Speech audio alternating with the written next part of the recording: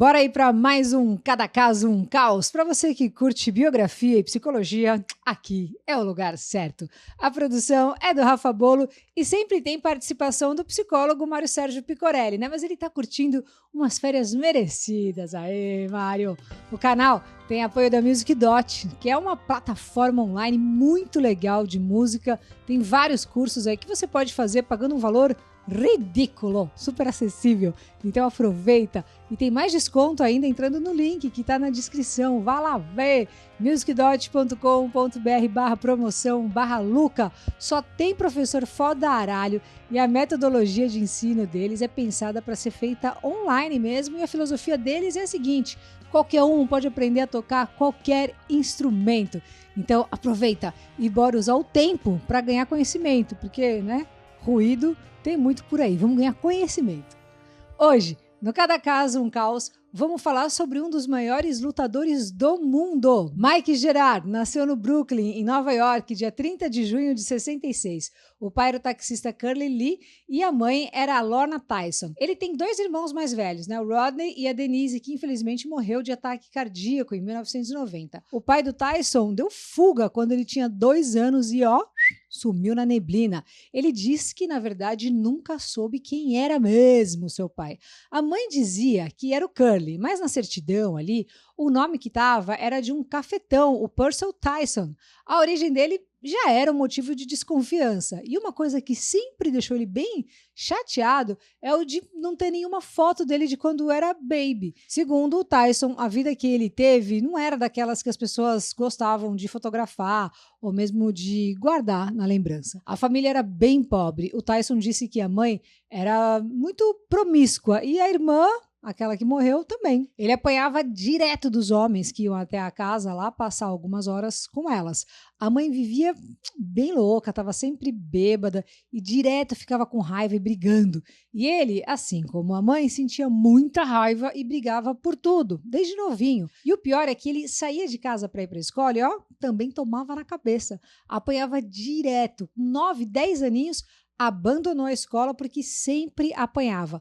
Numa dessas brigas, um dos caras ali, né, perguntou se ele queria fazer parte de uma gig, mas que para isso ele ia ter que, roubar algumas pessoas e algumas casas por aí. Ele topou, deixava o dinheiro na mão dos caras e, em troca, eles compravam roupas pro Tyson. E para ele isso, já tava bom, era o suficiente. Essa foto aí, por exemplo, ele entrou numa cabine e meteu esse registro porque amou esse jaco. Adendo, ele era mais gordinho e usava óculos, até que um dia um tal de Gary, o maninho mais barra pesada da quebrada, roubou um pombo que era do Tyson e era o xodó dele. O Tyson foi pedir o pombo, o cara falou pra ele assim: "Você quer seu pombo? Então vem pegar." E nessas o cara arrancou a cabeça do bicho. O Tyson ficou irado e foi pra cima e ganhou a luta de um cara maior que ele. Depois disso, os amigos e vizinhos começaram a fazer tipo umas rinhas com ele. Apostavam pro Tyson brigar e ele sempre ganhava.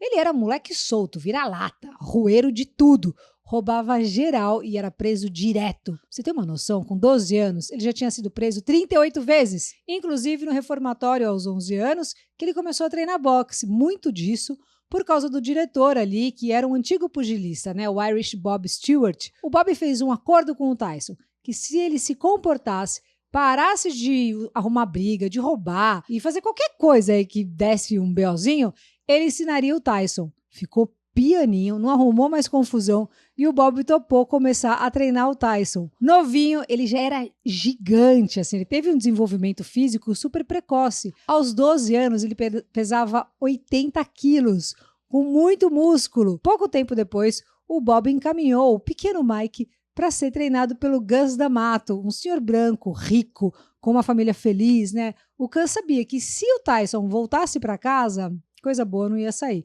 Então ele convidou o Mike para ficar na casa dele. Ele viu um potencial absurdo no menino e o menino encontrou, enfim, a tal família que sempre procurava. Bom, diz que mesmo assim, né, o Tyson disse que quando chegou naquela casa enorme, a primeira coisa que ele pensou foi em roubar o que podia ir da área. Mas ele pensou em tudo que o Bob tinha feito por ele e também no que o Gus estava fazendo e resolveu dar uma chance para essa nova vida. E foi a melhor coisa que o Tyson fez, né? O Tyson tinha uma ferida narcísica gigante. Não era nem ferida, era uma fratura exposta. Ele cresceu sendo xingado, apanhando, sendo maltratado e sofreu violência, assim, de todas as formas, né? O Cus, então, tentou como antídoto elogiar o menino de todo jeito, assim, ficava chamando ele de titã, de vencedor, de futuro campeão e coisas do tipo. Tudo isso para melhorar a autoestima, que era muito para baixo. O Mike disse que no começo, assim, ele ficava 2, 3 semanas conversando sobre psicologia da luta. Não lutava, ficava só trocando ideia. Falava muito para ele sobre a importância da psicologia do esporte, sobre manter o foco, não cair na pilha, não deixar roubarem a sua brisa, manter o pé no chão, ter disciplina, entre outras coisas, né? Ele deixou de fazer as fitinhas na rua e mudou toda a vida. Com 14 anos, o Tyson virou campeão olímpico com um recorde de nocaute de ridículos 8 segundos. Aos 15 anos, o Mike Tyson virou campeão juvenil dos pesos pesados dos Estados Unidos. Com 16, conquistou o Mundial Juvenil. Nessa idade, ele também perdeu a mãe por causa de um câncer, né? Infelizmente, ela tinha 55 anos. O Cus D'Amato, então, virou o tutor legal. Super novo, aos 19 anos, entrou no boxe profissional e logo ganhou as 15 lutas que participou, sendo 11 por nocaute. O Mike disse que subia no ringue sempre com muito medo, mas quando ele olhava no olho do adversário, ele via mais medo ainda, e isso fortalecia ele. Aos 20 anos, conquistou o cinturão e virou o mais jovem campeão mundial dos pesos pesados. E foi voando e foi acreditando cada vez mais que ele era o fodaralho dos fodaralhos, não tem paningue. Ele entrou num sistema ali de crenças e começou a acreditar que ele era mesmo assim um tipo de um deus, né? Ou seja, aquela ferida narcísica ali tinha dado lugar a um cara que se achava inatingível. Nessa fase, assistindo TV, ele viu uma atriz gata, a Robin Givens, olhou ali e falou, quero sair com essa pequena. E aí ligou, chamou pra sair. Casaram. Ela falou que estava grávida. O Mike comprou uma mansão de 5 milhões e foram morar lá. Ela perdeu o filho nos primeiros meses de gestação. Os amigos ali mais próximos a ele falaram, mano, ela nunca engravidou. Você caiu no conto. Vai lá, vários diz que diz, os dois brigavam direto, decidiram se separar, mas mesmo morando em casas separadas, ainda se encontravam para fazer um rock and roll. Um dia, o Tyson estava indo encontrar com a ex e viu ela descendo do carro e logo em seguida saiu o amante. Quem era? Brad Pitt. Como o Brad continua vivo? Ninguém consegue entender. O Mike disse que o Brad estava chapado de maconha e quando viu o Tyson, ele fez aquele movimento assim, ó, pré-Matrix, né? Porque o filme ainda não existia. Mas ele já estava assim, igual ao Neo, desviando das balas e pedindo para não apanhar. Depois, enfim, né? Aí se separaram de vez. Tem até uma entrevista lá que ela deu para Barbara Walters com ele do lado e ela fala que ele era um abusador e maníaco depressivo. Ih, vai que vai ali, ó, várias tretas ali, ó. Por essa fase também tinha o Don King, né? Um agente de boxe bem conhecido e malaco que cuidou da carreira dele por um tempo e aproveitou para desviar praticamente toda a fortuna do Tyson durante anos. Diz que a falência dele aconteceu principalmente por causa disso.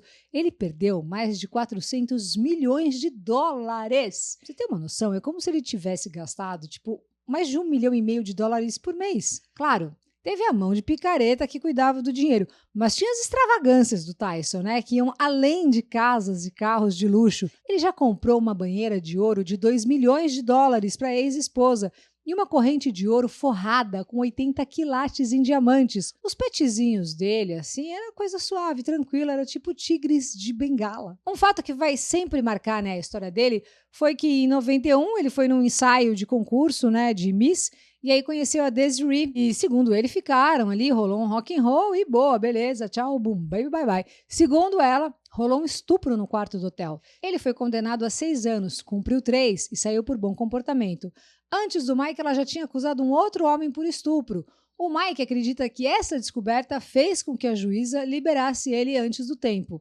Agora, porrada mesmo, a grande tragédia da vida do Mike Tyson foi a morte da filha de 4 anos num acidente doméstico em 2009.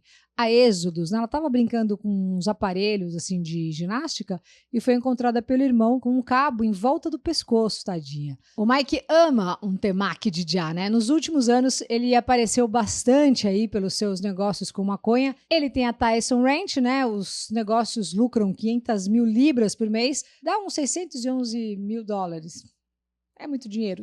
Desde 2018, a Califórnia legalizou o uso recreativo da maconha e o Mike voltou a ver a outra verdinha que estava longe da carteira. Ele é rápido, pesado, né? Conseguia usar o corpo inteiro. Como pessoa, ele era um exemplo de determinação e, ao mesmo tempo, ele também sempre foi um péssimo exemplo de como levar a vida. O cara mordeu a orelha do Holyfield. Essa história já é um clássico. Depois eles ficaram de bem aí, faz tempo. Já fez uns filmes, né? Uns filmes legal, vai, tipo Se Beber Não Case e uns tipo Desert Strike, atuando daquele jeitão, hein? Na quarentena ele tem curtido os 6 filhos, né? Fica só no temaki de já e continua treinando. O brasileiro Rafael Cordeiro, treinador do Tyson, disse ao MMA Fighting que a próxima luta vai ser em setembro. Então, aguardamos. Bom, como eu falei, o Mário tá curtindo as merecidas férias, então hoje eu convidei o psicólogo do esporte e apresentador do quadro Games e Negócios do canal Workstars do YouTube, Henrique Carpigiani, para falar pra gente aí como a psicologia do esporte ajuda a manter o foco e quais os avanços tecnológicos na área. Fala aí, Henrique, querido!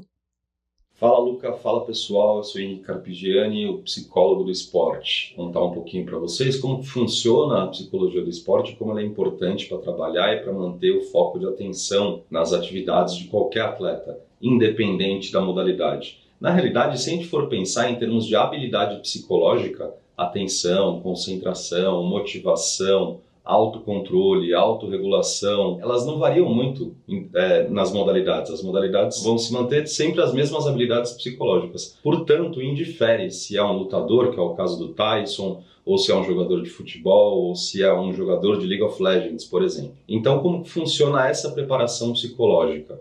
O psicólogo ele vai ser o responsável por traçar uma linha de base, ou seja, fazer uma avaliação inicial para entender em que grau que o atleta se encontra. Nessa avaliação, e já respondendo a respeito de tecnologia, eu gosto muito de utilizar o biofeedback. O biofeedback é um aparelhinho que você pluga no dedo, ele pega as respostas galvânicas, né, que seria a atividade cerebral através da sudorese pela ponta dos dedos, e frequência e subfrequência cardíaca, que ajuda a gente a entender como que está o equilíbrio entre o sistema simpático e o parasimpático. Basicamente o jogador consegue ativar e relaxar no momento que é necessário, ele consegue gerenciar uma carga de estresse e o quanto isso vai interferir no processo dele de atenção e concentração. Então, todos esses processos são abordados tanto nessa avaliação como na periodização da preparação psicológica. Se você for pegar o exemplo do Tyson, muito do conceito que o técnico dele passou para ele é que, independentemente de qual for o esporte ou o desafio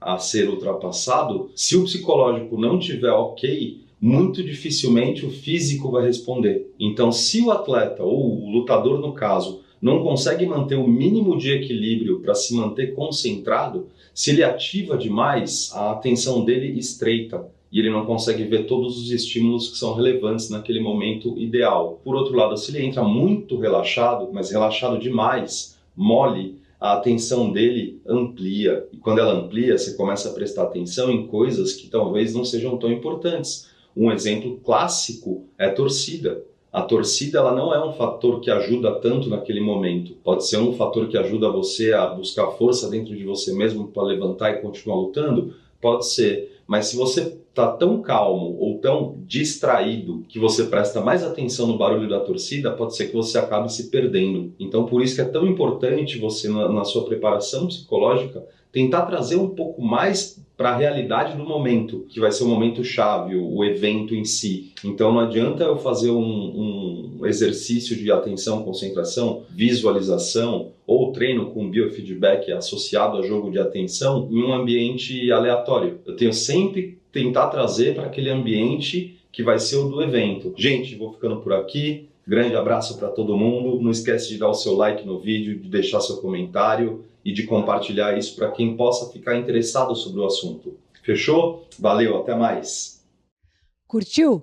Se inscreve aí, toda semana tem vídeo novo, compartilha, manda o link aí por WhatsApp. Vamos somando, né, a nossa comunidade de pessoas que curtem biografia, música e também psicologia. E claro, manda a sua sugestão e me segue no Insta, @luca89fm. Valeu!